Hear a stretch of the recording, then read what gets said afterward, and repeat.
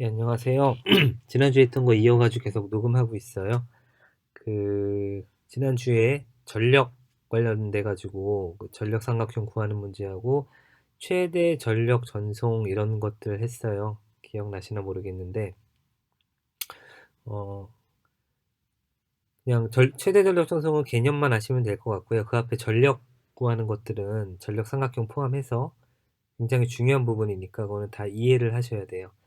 반복해서 그리셔가지고 식도 구하시고 해서 이해를 하셔야 되는 부분이니까 그냥 그거는 대충 넘어갈 가리키는 것 중에서 몇 중요한 것 중에 하나니까 그렇게 아시면 될 것 같아요. 오늘은 일방선형 회로망에 우리가 필요한 부분, 선형 회로망에서 기하학적으로 풀기 위해서 필요한 부분들을 하고 그 개념에 대해서 정리를 좀 해드릴 거고요.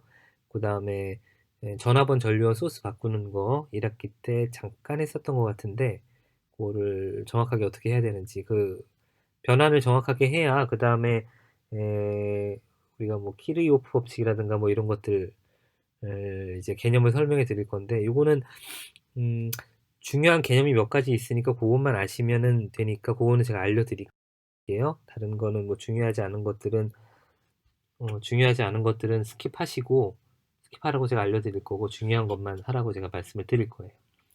그러니까 회로망 기하학이라는 걸 말씀을 드렸죠. 회로망 기하학이라는 거 말씀을 드렸는데, 그렇죠. 회로망 기하학이라는 거, 토폴로지 그래프라는 거에 대해서 설명을 좀 드렸고, 어, 직접적으로 R과 L과 C나 이거를 잇는 선 같은 게 표현되지 않으면서 기하학에서 하고 있는 그 수학적 개념을 끌고 가지고 우리가 적용을 하는 거예요. 적용을 하는 거라 밑에 있는 것처럼 회로를 선으로 이제 변환시켜 가지고 한번 볼 거예요. 있는 점과 선 있죠.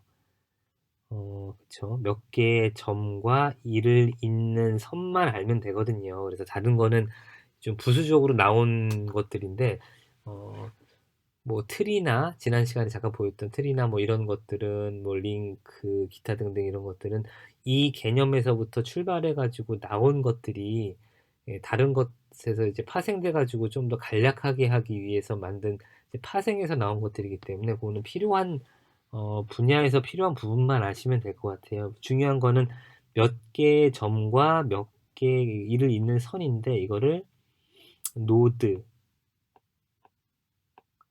그리고 선을 브랜치라고 해요. 브랜치 이렇게 해가지고 두 개만 아시면 될 것 같아요. 노드하고 브랜치 그리고 이거를 뭐 절점 이런 식으로 한국말로 어떻게 하는지 표현하는지 두 개 다 쓰기 때문에 그거에 대해서 좀 설명을 좀 드릴까 합니다. 자, 마디 여기 노드하고 브랜치라고 되어 있는 부분이 있었죠. 노드하고 브랜치라고 되어 있는 부분이 있었는데 요거는 앞에서 제가 설명드린 것처럼 몇 개의 점과 이를 잇는 선 그죠? 요거를 마디 혹은 가지라고 본 교주에서 얘기를 하고 있고 마디는 절점 또는 접속점이라고도 얘기를 하고 가지나 지로라고도 얘기를 해요.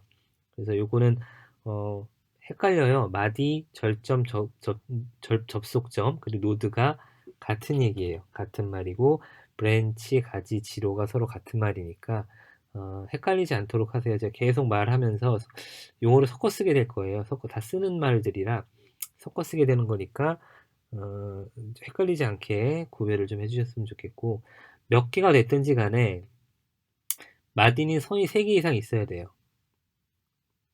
선이 3개 이상 있어야 돼요. 2개는 성립이 안 돼요. 왜냐면 우리가 R이 있고 L이 있다 그러면 R과 L 사이에 여기를 소자 사이에 점을 찍게 되면 소자를 놓고 이쪽도 선이 있기는 한데 얘는 맞아요. 노드가 되지 않아요. 얘는 노드가 되지 않아요. 그냥 하나의 그러니까 이런 경우는 여기에 뭐가 있고 여기에 뭐가 있다 그러면 그냥 이렇게 되는 거죠. 이렇게 되는 거죠. 그래서 노드가 성립이 되지 않는다라는 걸 제가 말씀을 드리고요.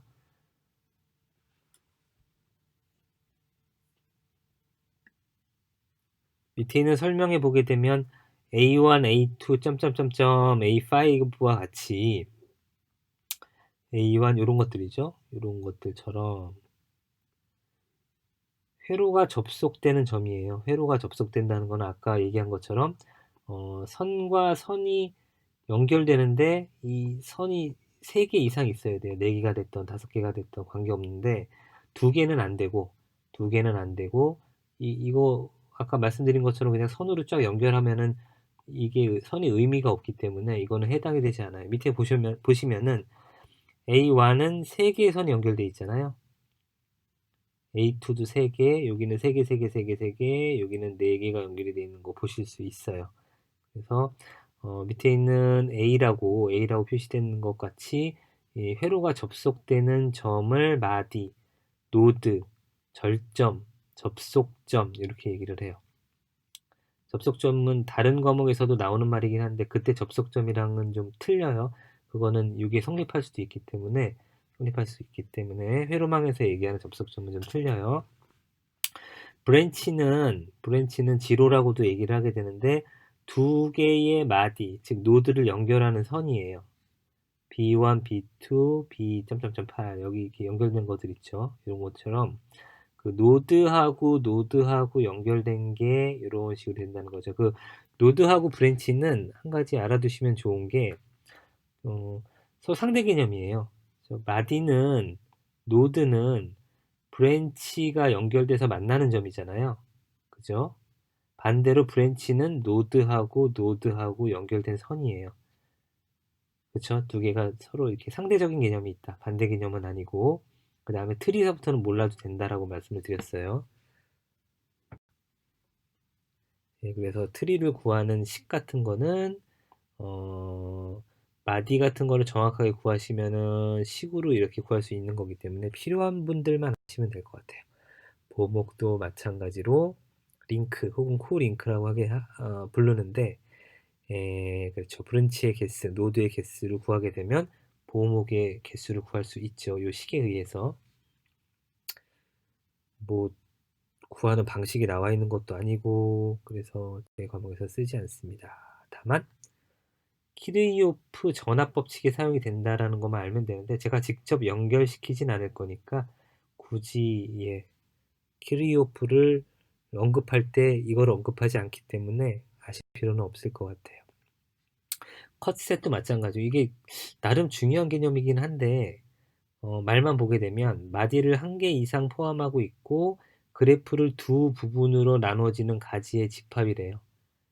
우리나라 말로 저렇게 되어 있는데 되게 어렵죠. 밑에 있는 예를 보고 궁금하신 분들은 한번 보시면 될 것 같아요. 제 거에서는 다루진 않을 거니까 키르호프 전류 법칙 독립방정식의 수와 같다 라고만 저런 게 있더라라고 이렇게 아시면 될 것 같아요. 예제 나무의 수, 보목의 수, 브랜치 노드 수 개수 구해가지고 식에다 그대로 집어넣으면 되니까 저거 하시면 될 것 같아요. 자, 전원의 등가 변환이라는 게 나와요. 회로망의 전원은 일반적으로 전압원을 기준으로 제가 계속 설명을 드렸죠. 왜냐면은 예를 들어서 우리가 어렸을 때부터 초중고등학교 때부터 이제 이렇게 건전지 같은 거를 배우게 되면은 건전지에서 이렇게 표시돼 가지고 뭐 어디다 연결한다 이렇게 나오잖아요. 이렇게 벌브에다가 연결을 한다든가 그러면 여기에 뭐 전류가 흐른다 얘기를 하게 되는데 건전지를 표시를 할 때 보통 뭐 1.5V 뭐 12V 이렇게 얘기하지 여기에 우리가 통상 몇 암페어라고는 잘 안 부르거든요. 그쵸? 왜냐면은 이 전지가 전지로서의 역할을 하려 그러면 일단 전압이 얼마가 유지가 돼야 돼요. 유지가 되면 그때 전류가 흐르게 되는 게 일반적인 해석 방법이죠. 그래서 그 트리거링이라 그러죠. 어느 소자가 일정 전압 이상 돼야만 동작하기 때문에 그거에 맞는 전지를 사용을 해라라고 이제 표시를 하기 때문에 보통 1.5V 건전지라고 얘기를 하지요. 몇 암페어 건전지라고는 얘기를 안 하잖아요. 암페어 수가 아무리 많아도 전자를 아무리 많이 갖고 있어도 전압 트리거링을 충족시키지 않으면은 그때는 전류가 흐르지 않기 때문에 이렇게는 표현하지가 않아요. 그래서 우리가 통상 회로를 그릴 때도 마찬가지로 이렇게 전화번호로 표시를 해요. 1차적으로. 그게 우리 뇌 속에 박혀 있어요. 그래서 일반적으로는 전화번호로 표시를 해요. 하지만 우리가 사용하는 건전지는 전화번이기도 하고 전류원이기도 해요. 전화번하고 전류원이 독립적으로 있는 게 아니라 전화번하고 전류원하고 독립적으로 있는 게 아니라 하나의 소스가 있다면 얘는 전화번이기도 하고 전류원이기도 해요. 그쵸? 몇 볼트일 때 몇 암페어가 흐른다는 그 전화번이기도 하면 전류원이기도 하기 때문에 이거는 하나의 그 몸속 안에 두 가지 특징을 다 갖고 있기 때문에 두 개가 서로 등가적으로 변환이 가능하다. 그걸 어떻게 할 거냐? 그래서 전화번이지만 전류원으로 사용을 하는 경우도 있어요. 전류원으로 표시를 하는 게 훨씬 더 편할 때가 있단 말이에요. 어떨 때? 특히 병렬회로일 때. 그럴 때 편해요. 근데 우리는 직류회로를 많이 사용을 하기 때문에 전화번호로 표시를 많이 하게 되고 전화번호로 설명을 하는 게 1차적으로 여러분들한테 편하기 때문에 그렇게 표시를 해요. 등가 변환하는 거를 잠깐 볼게요. 등가 변환하게 되면 자, 그림 A에서는 정전화번이라고 해서 전화번호로 표시가 돼 있죠. 얘를 전류원으로 바꿔볼 거예요. 그림 B에 전류원으로 바꿔볼 거예요. 어떡하나 잘 보세요. 첫 번째 스텝 1. 스텝 1은 전화번호를 전류원으로 바꿔준다. 표시를 왜 이렇게 하는지에 대한 거는 뒤에서 이게 증명을 할 거니까 식으로 증명을 할 거니까 그때 표시를 하게 되고 전화번 표시를 전류원 표시로 바꿔줘요. 기호를 이 그 내부 저항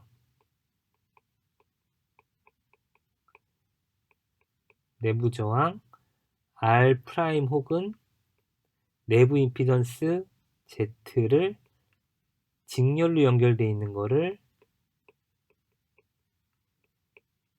병렬로 바꿔주세요. 병렬로 바꿔주세요. 그러면은 정전화번은 내부 임피던스가 항상 직렬 연결되어 있어요. 보이시죠? 얘를 전화번호로 가져가게 되면 똑같은 임피던스 값을 가지면서 얘가 병렬 연결돼요. 아시겠죠? 쉬워요. 첫 번째로 표시를 바꿔줘요. 왜? 전화번호 전류원으로 바꿔줬으니까. 전화번호로 표시되어 있던 거를 전류원으로 바꿔줘야겠죠. 바꿔주세요. 두 번째는 내부 저항 R이 됐거나 임피던스 Z가 됐거나 내부 저항으로 표시되어 있는 게 직렬로 되어 있는 거를 병렬로 바꿔주세요. 쉽죠? 세 번째는 전압원을 전류원으로 바꿔줬으니까 전압으로 표시된 거를 전류로 몇 암페어로 바꿔줘야 될 거 아니에요. 그죠? 이거를 어떻게 바꿔주느냐? V는 IR을 그대로 쓰면 돼요. I는 R분의 V잖아요. 즉 Z분의 V란 말이에요. 우리가 첫 번째 식에서 Z값을 알고 있죠. 그 두 번째에서 기전력 값을 알고 있단 말이에요. 그죠? 이 식을 사용을 해가지고 이 Z값을 여기다 넣고 요 기전력 값을 여기다 집어넣으면은 이 전류 I를 구할 수 있죠. 그러면 내가 변환시킨, 기호로 변환시킨 이 정전류에다가 몇 암페어라고 써주시면 돼요. 쉽죠? 그러면 끝. 쉽죠? 어렵지 않죠? 이제 3단계, 1단계, 스텝 1, 스텝 2, 스텝 3 요 3개만 알게 되면은 여러분들이 그대로 하실 수 있고 그대로 하실 수 있으셔야 돼요. 이거 계속 연습 문제 반복이 있기 때문에 전화번호를 전류원으로 바꿔주는 문제는 빈번하게 나와요.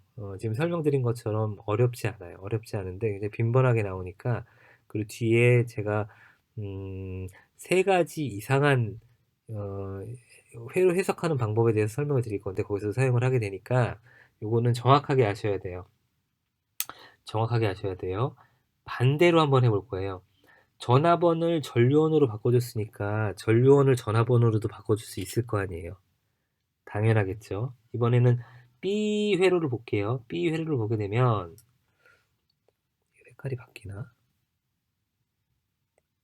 B회로를 보시게 되면 B회로에는 정전류원으로 표시가 되어 있잖아요. 다시 밟을게요. 스텝 1 표시를 바꿔주게 되죠.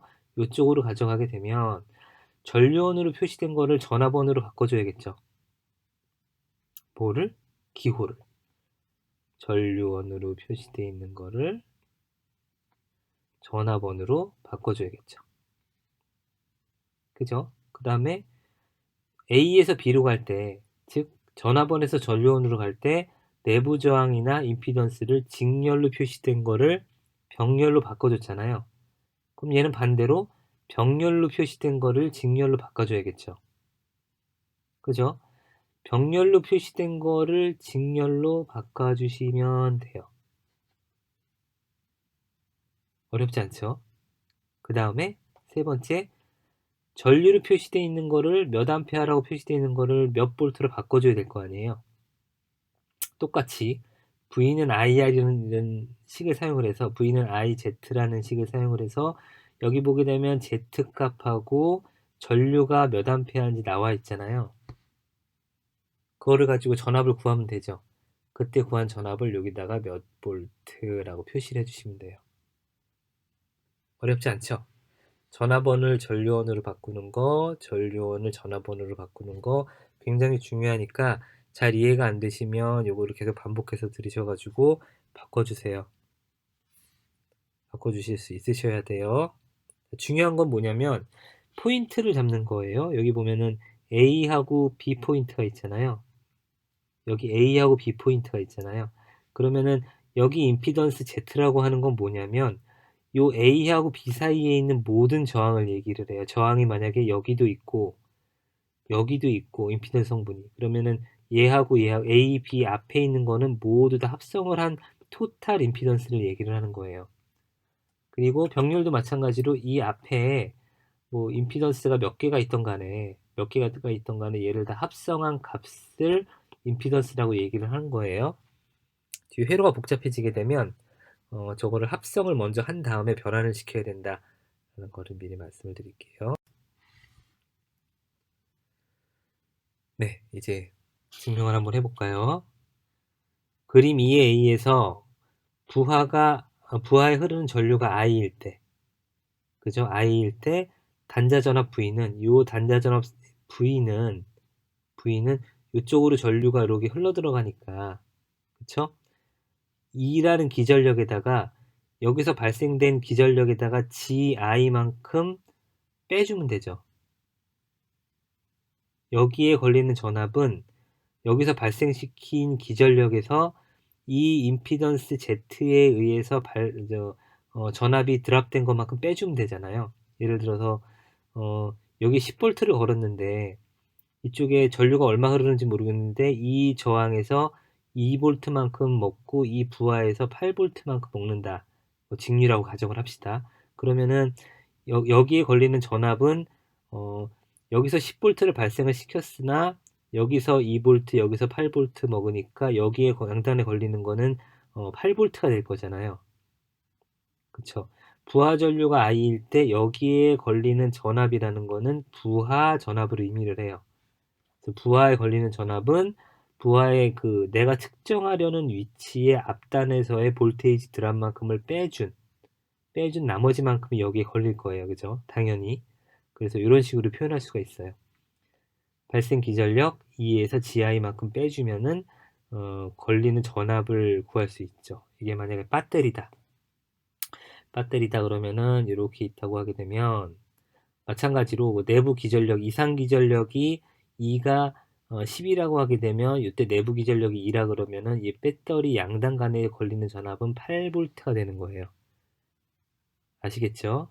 예, 그거를 이런 식으로 변화시키게 되면 이렇게 된다라고 제가 말씀을 드렸는데 그거에 대한 식이에요. 자, 요 식에서 좌측 우측 전부 다 임피던스 Z로 나눠 봅시다. 여기 있는 Z를 없애고 싶어요. 없애고 싶어가지고 이런 식으로 전부 다 나눠줬어요. 나눠주게 되면 Z분의 2가 남죠. 여기는 Z분의 V가 남게 되고 그쵸. 예, 얘를 이쪽으로 옮겨주고 이쪽으로 옮겨주게 되면 밑에 있는 식처럼 표시가 되죠. 얘 없어지니까 ZZ 없어지니까 얘는 I만 남고 요거는 요거 더하기 요거가 되니까 밑에 있는 식처럼 나타낼 수가 있어요. 요 그림에서 가만히 보게 되면 Z분의 2라는 거는 서플라이 쪽에 여기 흐르는 전류가 돼요. 서플라이 쪽에 흐르는 전류가 된단 말이에요. IS. 맞죠? 그래서 서플라이 쪽에 전압이 되고, 그리고 Z분의 V라는 거는 이쪽 뒷단에서 흐르는 전류이기 때문에 이런 식으로 표현을 할 수가 있어요. 개념상 더하기 I라고 표현이 된단 말이에요. 사실은 여기에 흐르는 전류나 여기에 흐르는 전류나 같은데, 얘를 가지고 식을 이렇게 변환을 해봤더니 기계적으로 이렇게 나오는 거예요. I 뭐하고는 I 뭐하고 전류 이런 식으로 표현이 되네. 그래서 얘는 뭐고 얘는 뭘까 봤더니 Z분의 2라는 거는 서플라이 쪽에 전류를 의미를 하고, 요 뒤에 있는 I 뭐뭐는 Z분의 V니까 IZ라는 거를 의미하는 거라는 거를 그림에서 알 수 있잖아요. 그리고 I라는 게 남는다는 걸 알 수 있죠.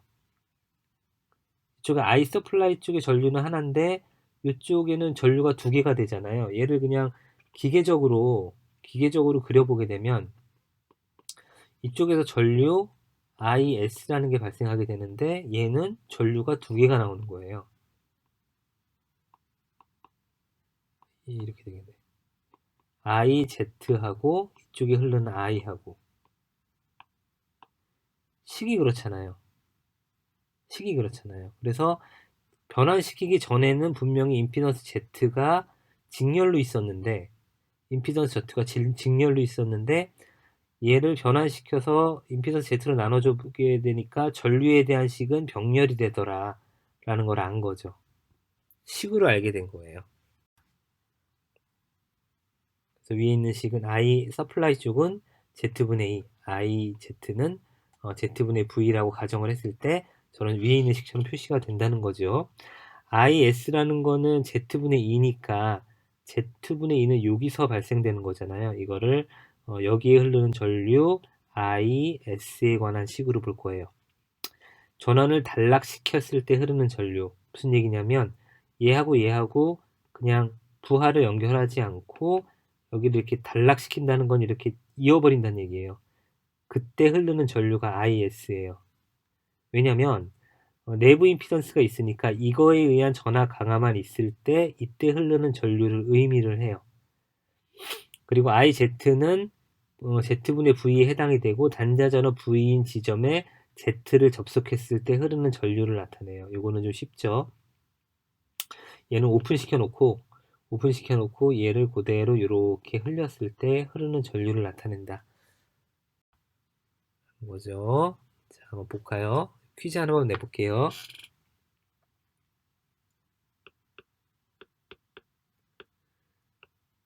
자, 레포트를 제출해 주세요. 레포트를 제출해 주시는데 회로가 주어졌어요. 본 것처럼 2볼트가 인가되고 있고 저기 C 볼트만큼 인가되고 있네요. A 플라임 B 플라임 단에서 전압원을 전류원으로 변경시키래요. 아까 말씀드린 것처럼 A하고 B가 있게 되면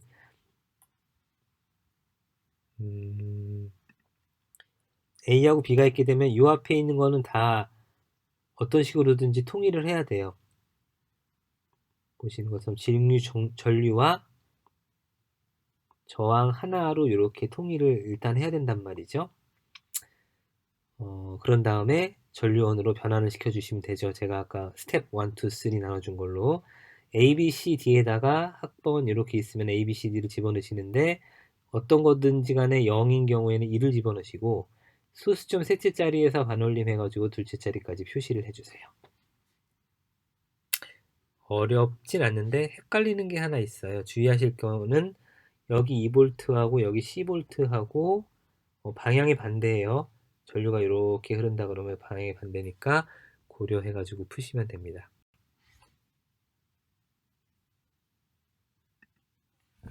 전원을 등값에 변환을 시키는데 식 2를 그림 2B와 같은 전류원으로 표시를 할 수 있는 방법에 대해서 제가 말씀을 드렸어요. 자, A의 전화번과 B의 전류원은 서로 등가 회로죠. 제가 말씀드린 것처럼 전원은 전원이라고 하는 거는 전압과 전류를 동시에 발생시키기 때문에 전화번일 수도 있고 전류원일 수도 있어요. 표시를 전화번으로 하느냐 전류원으로 하느냐 한 가지로 할 뿐이지 전화번이나 전류원을 표시할 수 있고 전화번을 전류원으로 표시할 때는 서로 등가 변환이 가능한데 이제부터 설명드리겠지만 이거는 뒤에 있는 부하에 따라서 영향을 받기 때문에 그거에 따라서 달라져요. 전화번과 전류원에서 내부 임피던스를 따로 표시를 하게 되죠. 별도로 표시하게 되기 때문에 걔를 이용을 해가지고 등가 변환을 시킬 거예요. 자, 이거 중요한 말이에요.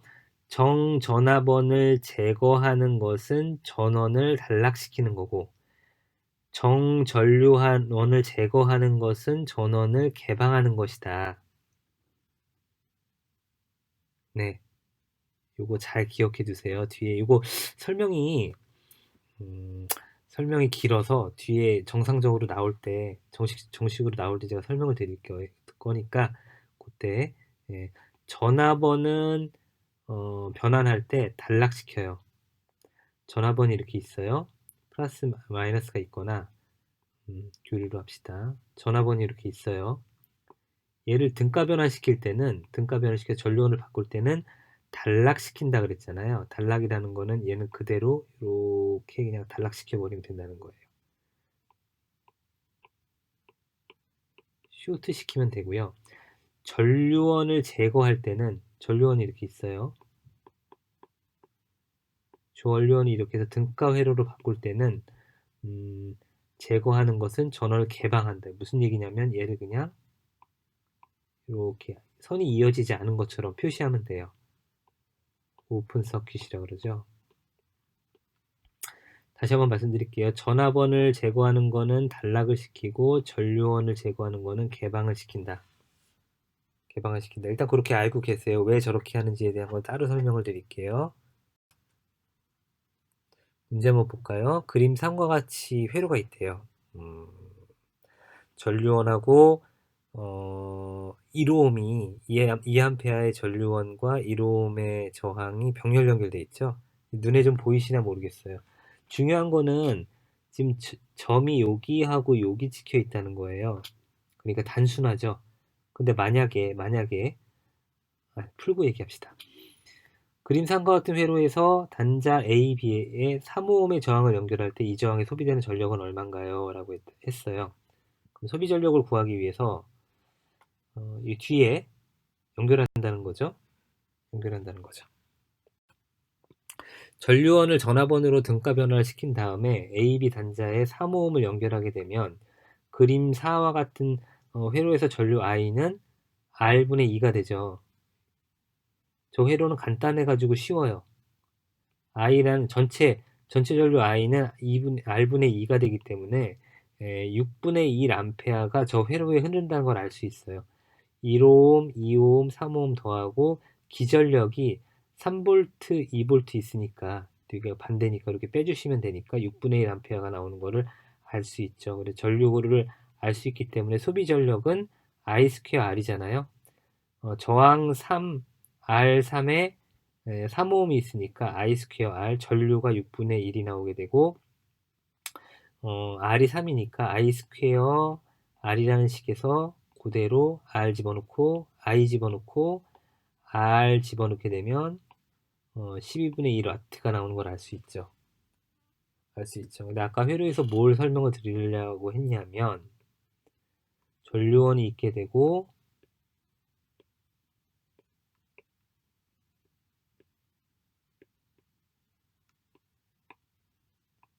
이렇게 있다 그러면 A하고 B점을 이렇게 잡으면 그냥 얘만 가지고 변환을 시키게 되는데 A점을 만약에 여기다 잡는다. 이게 아니라 그러면 얘하고 어떻게 합성을 해가지고 얘 전체를 잡아줘야 된다. 이제 그 말씀을 드리고 싶어서 말씀드렸던 거예요. 만약에 A점을 여길 잡았는데 등가 변환한답시고 얘는 그대로 내비두고 얘만 이렇게 직렬로 가져가게 되면 안 돼요. 안 돼요. 이제 그 말을 드리고 싶어서 말씀드린 거예요. 이해하셨죠? 요거는 간단한 문제니까.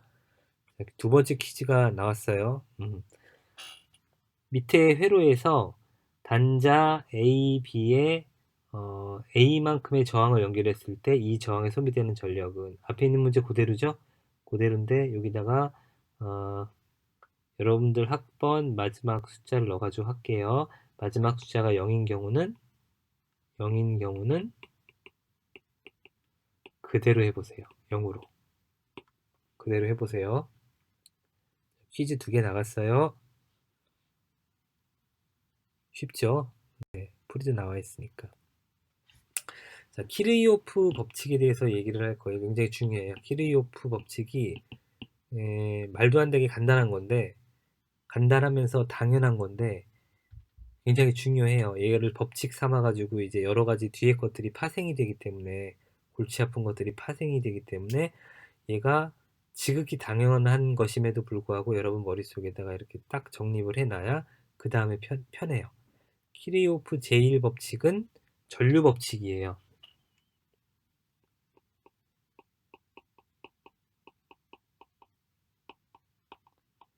미리 말씀드리면 키르이오프 제2법칙은 전압법칙이에요. 키르이오프는 사람 이름이에요. 네, 사람이에요. 당연히. 설명을 볼게요. 회로망 중의 임의의 접속점에 유입되는 전류의 총합과 유출되는 전류의 총합은 같다. 당연하겠죠.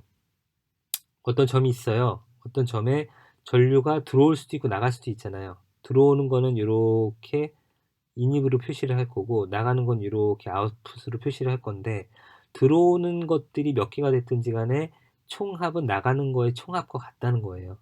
이 점에 전류가 머무를 수는 없잖아요. 그죠? 이거는 그냥 선이 이렇게 있다 보면 여기 A라는 점이 있는데, 그죠? A라는 점이 있는데 이쪽으로 1A가 들어오면 이쪽으로 1A가 나가겠죠, 당연히. 선이 만약에 3개다. 이쪽으로 1A가 들어오는데 이쪽으로 0.2A가 나간다 그러면 당연히 이쪽으로 0.8A가 나가겠죠. 나가겠죠. 그죠? 그런 당연한 법칙에 대한 설명이에요. 이거를 전류의 연속성이라고 해요. 머무르지 않죠. 연속돼 있죠. 끊겨져 있지 않고 연속돼 있기 때문에 전류 연속성이라고 합니다. 키르이오프 제1법칙은 전류 법칙이며 정의는 그대로 암기하셔야 돼요. 회로망 중에 임의의 접속점에 유입되는 전류의 총합과 유출되는 전류의 총합은 서로 같다. 이거는 알아두셔야 돼요. 그림 밑에 그림에서 보게 되면 유입하는 전류가 2개 있죠. I1하고 I4. 그리고 유출되는 전류가 I 요거 3개 있잖아요. 그래서 유입되는 전류의 총합은 유출되는 전류의 총합과 같다라고 표시하는 게 키르이호프의 법칙을 수식으로 표현한 거예요. 그렇죠? 네, 등가성을 확인하기 위해서 그냥 이쪽에 있는 거를 이쪽으로 넘겨줘서 마이너스를 취한 거죠. 그러면 0이 된다라는 당연한 식을 구할 수 있고요. 자, 쉽죠? 쉽죠? 자, 키르이호프 제2법칙 볼게요. 이거는 아까 말씀드린 것처럼 전압법칙이에요. 기전력과 부하를 사용을 해서 계산을 할 거예요. 회로망 중에 임의의 폐회로가 있어요. 밑에 보게 되면 회로가 뭔지 모르겠으나 폐회로라는 건 닫혀 있다는 거죠. 이게 닫혀 있다는 거예요. 어딘가 끊어진 데가 없이 이렇게 쭉 닫혀 있다는 얘기예요. 얘를 일정한 방향으로 일주했을 때 주어진 기전력의 대수의 합은 각 지로에서 생긴 전압의 상승이나 강하 또는 각 지로에 생긴 전압이나 전압의 강하의 대수의 합과 같다. 이렇게 한 바퀴 삥 돌잖아. 이게 무슨 얘기냐면 여기 A라는 점이 있어요. A라는 점이 있는데 얘를 한 바퀴 삥 돌잖아요. 한 바퀴 이렇게 삥 돌잖아요. 페루프니까 전류가 이렇게 흐를 거 아니에요. 한 바퀴 삥 돌면은 여기를 전압을 상승시키는 전압원이 있죠. 전압원이 여기도 있고 여기도 있죠. 그럼 이거 전압이 상승할 거 아니에요? 그쵸? 그리고 여기 임피던스들이 각각 뭐 존재할 수도 있고 안 할 수도 있는데 Z1, Z2 이런 식으로 임피던스가 존재하는데 그 임피던스에서는 전압을 하강시킬 거 아닙니까? 몇 볼트인지 모르겠으나 전압을 하강시키는데 이렇게 한 바퀴 돌 동안에 전압원에 의해서 상승된 전압, 예를 들어서 얘가 10V고 얘가 20V라고 하게 되면 30V만큼 전압을 상승시키잖아요. 그쵸? 그러면 이렇게 한 바퀴 삥 돌면서 이 임피던스들에 의해서 생기는 전압의 강화도 30V라는 얘기예요. 어렵지 않죠? 한 바퀴 삥 돌렸을 때 전압의 상승하는 부분과 기전력을 하강시키는 요소의 전압값이 서로 같다. 그 말을 이렇게 표시를 한 거예요. 회로망 중에 임의의 폐회로 내에 일정 방향으로 일주했을 때 주어진 기전력의 대수의 합은 지로에 생긴 전압 또는 전압 강화의 대수합과 같다. 대수의 합과 같다. 저 한글은 어려우니까 한번 그 머릿속에 있는 개념이랑 맞는지 한번 확인을 해 보세요. 기전력 E와 전압 V의 평형성을 표시를 해요. 평형성. 그 상승된 전압하고 하강된 전압. 서로 같다라는 평형성을 표시를 한다. 기전력과 전압은 회로에 따라서 순회하는 방향과 일치된 기전력을 플러스 순회하는 방향과 전류에 의한 전압을 플러스로 하게 되고 반대되는 것을 마이너스로 하여 수학적으로 취급을 해요. 무슨 얘기냐? 제가 전류의 방향을 이쪽으로 잡았잖아요. 그죠? 반대로 잡을 수도 있어요. 이쪽으로 잡아도 마찬가지예요. 통상 우리는 근데 시계 방향으로 해요. 이때 이 전압원을 보시게 되면 이쪽이 플러스고 이쪽이 마이너스잖아요. 그럼 전압 상승 요소가 플러스인 거예요, 얘는. 그쵸? 전류의 방향을 내가 이쪽으로 잡았는데 이쪽이 플러스 마이너스로 기전력을 상승을 시키니까 플러스이고 쭉 전류를 따라가다 보는데 기전력을 상승시키는 요소가 있는데 얘는 이쪽이 플러스고 이쪽이 마이너스잖아요. 전류는 이쪽으로 흐르고 있는데 반대잖아요. 얘는 마이너스 20이 되는 거예요. 그래서 이 페루프 안의 기전력의 상승분은 플러스 10 마이너스 20V 해서 마이너스 10V가 돼요. 여기서 마이너스 10V라는 거는 마이너스 10이라는 숫자를 넣대는 게 아니라 방향이 반대다라는 거를 의미하는 거예요. 방향이 반대다. 아시겠죠? 임피던스 Z는 방향성을 갖고 있지 않잖아요. 얘는 그래서 플러스 마이너스로 표시하지 않아요. 요 말이 그 말이에요. 기전력과 전압은 회로에 따라서 순회하는 방향과 일치된 기전력 플러스 순회하는 방향과 일치된 전류에 의한 전압을 플러스로 하게 되고 반대로 표현된 것을 마이너스로 해서 수학적으로 플러스 마이너스로 표시를 해가지고 덧뺄셈 하시면 됩니다. 밑에 있는 그림에서 회로의 A, B, C, D, E인 회로에서 시계 방향으로 일주를 했을 때 E1의 기전력은 플러스죠. 아까 설명한 것처럼 얘는 플러스예요. E2의 기전력은 마이너스란 말이에요. 얘는 마이너스죠. 그리고 Z가 포함되고 전류의 방향이 전부 다 이쪽으로 표현되어 있잖아요. 아, 5개가 있는데 I1 이렇게 표시되어 있죠. I3가 같은 방향이잖아요. 나는 요런 방향으로 이제 설정을 했는데 I4 같은 경우는 반대 방향이에요. 얘도 반대 방향이죠. 얘는 순방향이죠. 순방향, 역방향이라고 얘기를 하게 되는데 내가 이런 식으로 표현을 했을 때 그것과 같은 방향인 경우 그거를 순방향이라고 하게 되고 그거랑 반대로 표현이 되어 있으면 걔를 역방향이라고 해요. 그래서 보시게 되면 I1하고 I3하고 I5가 순방향이기 때문에 기전력의 하강은 플러스로 표시를 하게 되고 I2하고 I4는 역방향이잖아요. 역방향이기 때문에 얘는 마이너스로 표시를 하게 돼요. 그래서 보시게 되면 1, 3, 5는 플러스로 하게 되고 요쪽하고는 마이너스로 표시가 되게 되죠. 그죠? 이게 임피던스에서 발생하게 되는 전압에 관한 식이고 전압원에서 발생되는 거는 요런 식으로 아까 설명을 했잖아요. 그죠? 그래서 전압이 발생하는 거랑 임피던스에 의해서 소모되는 전압은 서로 같다라는 게 키르이호프 제2법칙이에요. 자, 키르이호프 제2법칙은 전압에 관한 식이다. 그리고 방향을 잘 봐야 되는데 이게 전압원과 부하 임피던스에 흐르는 전류의 방향 이 두 가지를 조심하셔야 된다는 거죠. 요거하고 부호를 결정하니까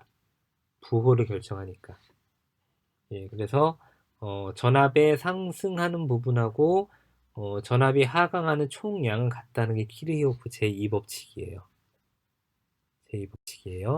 그래서 예제를 푸는데 이거는 산수죠. 너무 쉬워가지고 여러분 자존심 건드리는 것 같아가지고 풀지 않을게요.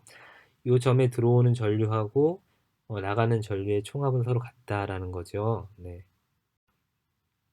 그리고 지로전류법, 페로전류법, 절전전이법 이제 세 가지에 대해서 배울 거예요. 지로전류법, 페로전류법, 절전전이법을 배울 텐데 이제 좀 머리가 아프죠. 앞에 배웠던 키리오 법칙을 사용해가지고 풀 건데 일단 수업을 오늘 여기까지 할 거고요. 지로전류법하고 페로전류법을 제가 여러분한테 풀어드릴 거예요. 근데 절점전이법은 설명만 드릴 거예요. 이거는 병렬식이기 때문에 임의의 레퍼런스를 잡고 병렬식으로 하는 거기 때문에 여러분한테 설명만 드릴 거고요. 지로전류법하고 페로전류법을 배울 건데 앞에 제가 가르쳐 드렸던 그 전압원하고 전류원하고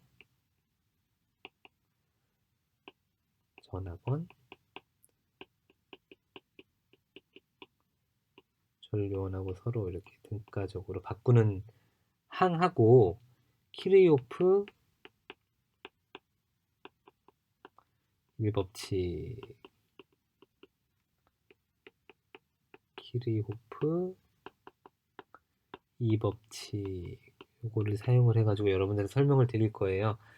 지로전류법하고 페로전류법이 다른 듯 하면서 비슷한 부분이 있기 때문에 여러분들 헷갈릴 수 있으니까 저거는 다음 시간에 설명을 제가 지로전류법만 잠깐 이제 보여드리고 오늘 수업은 마칠 건데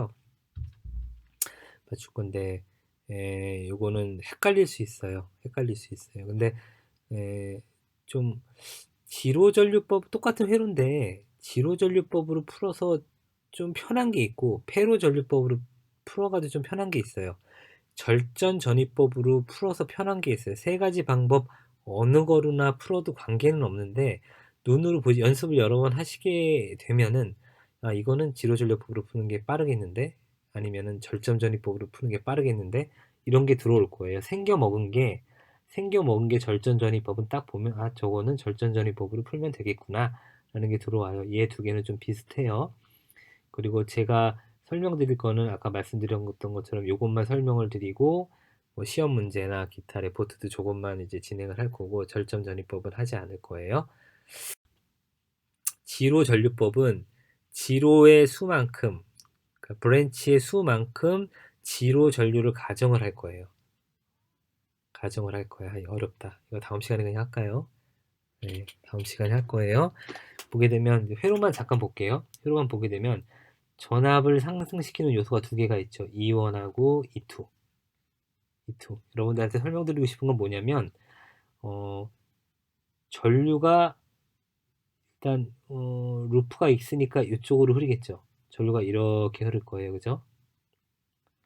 전류가 이렇게 끊기면 안 되잖아요. 이렇게 나눠져 가지고 이렇게 흐를 텐데 전류가 이렇게도 흐르고 이렇게도 흐르는 것처럼 보이지만 사실 이렇게도 흐르고 있거든요.